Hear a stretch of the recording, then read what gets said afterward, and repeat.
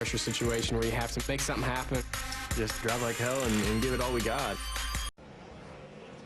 You know, you can gear up with the pit crew and get the latest NASCAR t-shirts, hats, and die-cast at the NASCAR.com Superstore. Visit NASCAR.com/Superstore today for all of your favorite drivers' gear.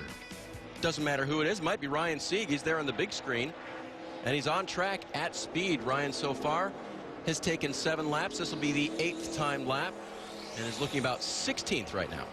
Yep, just going to have to go get one of his better performances this weekend.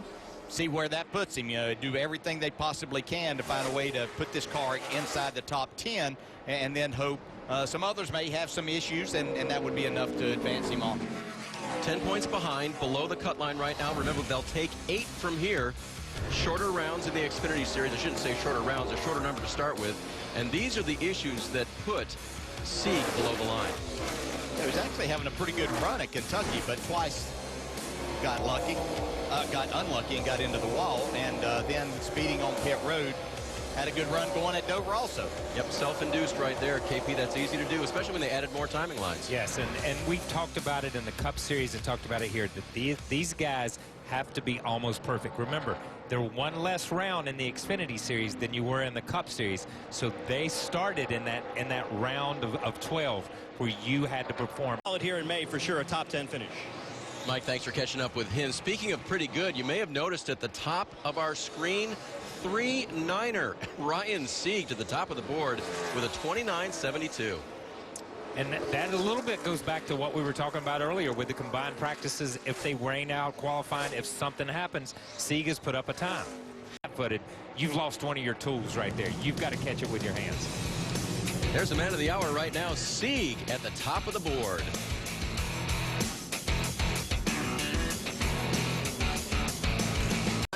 In the garage area. And Ryan Sieg is hoping that those points add up to an advancement to the next round.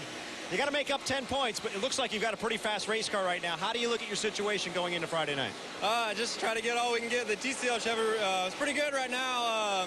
Just hopefully we can stay up towards the front and try to gain some points and make it to the next round. It's going to be exciting, the last race here at Charlotte, and hopefully everybody catches on Xfinity next one.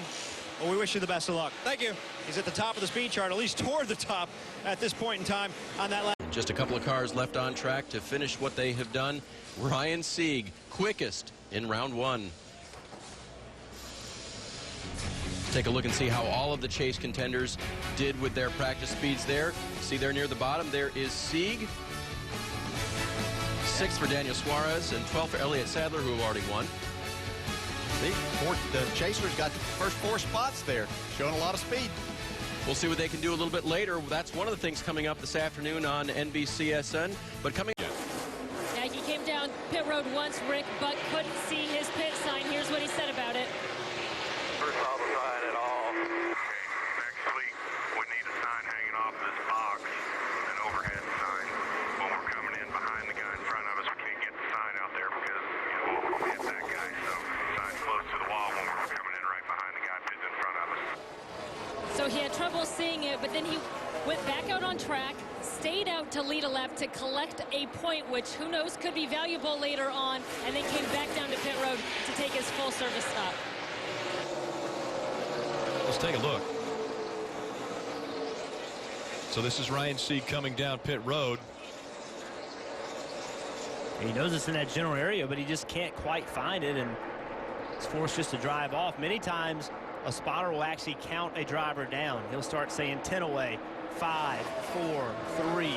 That way, even if you don't see the sign, you have a really good indication of where you need to be looking and where to stop.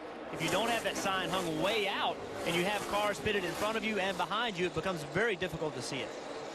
And again, there were 28 cars on pit road because 28 lead lap cars all on pit road. So a situation where Ryan Sieg probably was pitted in between 2 guys and just could not see where his stall was and ended up having to go through pit road and then come back. That's why Ryan Sieg is now running 21st. The 39 of Ryan Sieg, he's still trying to recover after a miscue on pit road when he missed his pit stall, but just to make it to the chase has been a success for this team. You see him getting a little bit loose there. They attribute it to a lot of hard work and a talented driver, Dave. First round of pit stops, we showed you the laundry. And there's the 39 of Ryan Sieg. see the chassis adjustment being made there. He said he was just losing some rear grip, too loose in and off for the 39, trying to stay alive in this chase.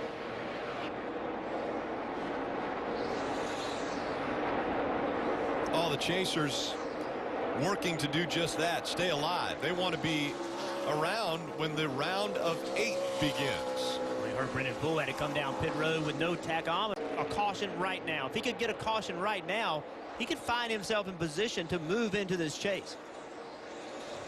But if he doesn't get a caution right now, he may run out of fuel. It's worth the risk. You're not going to make it unless something crazy happens. You have to push the issue right here to try to move on to the next round. So I just think you have to keep on going. Obviously, you don't want to run until you run out of fuel, but you have to push it until that last lap.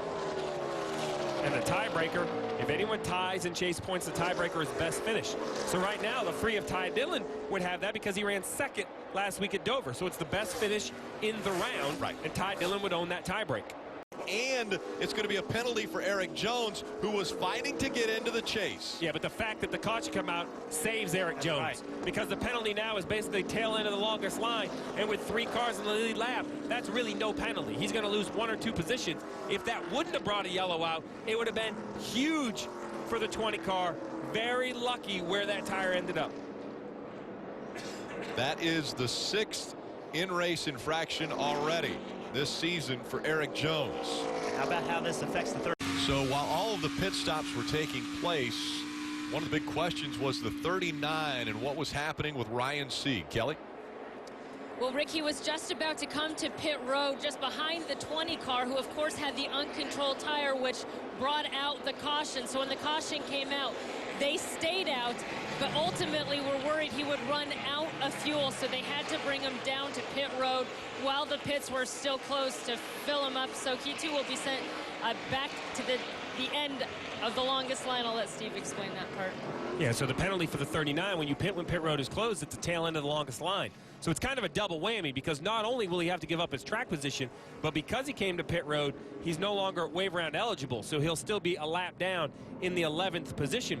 With the wave around cars, though, we now have 9 cars in the lead lap. And this has completely changed the complexion of our points battle for the chase, because now Brendan Poole has worked his way back to 2 laps down.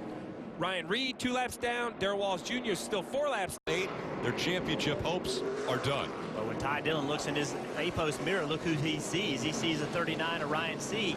That is the battle. Ryan Sieg pitted on lap 176, Ty Dillon on 162. So the guy that Ty Dillon's got to stay in front of to get that wave around.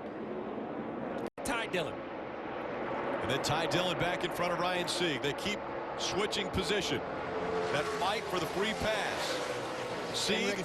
They have told Ty Dillon, you've got to pass that 39. That's our spot in the next round. So they know, he knows he's got to get around that 39, but losing ground to him, Rick. Well, the problem is the 39 has fresh tires. You just can't will your car. Ryan Sieg's with Dave.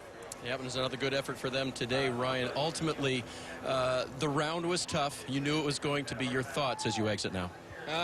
Just mistakes got us the first 2, you know what I mean? We just missed it on those 2. If we would have just finished where we were running in those races, we would have been sitting pretty good in the points. Just mistakes killed us, and that's, you know what I mean? This race, we didn't have any mistakes, and we finished 10th, just a little bit too late here. This whole championship run thing was pretty new for you this year. What will your team do these final races in preparation for next year then? Just try to move our way up, stay at least top 10, you know what I mean? We were 11th last year, just try to gain on that and hopefully finish, you know what I mean, run ourselves up maybe 5th, or, you know what I mean, run us up high as we can.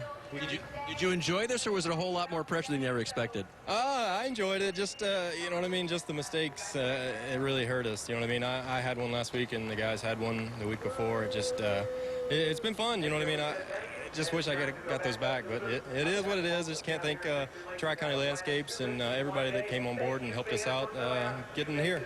A small team from Tucker, Georgia, still very competitive, Rick, and wanted to move on if they could.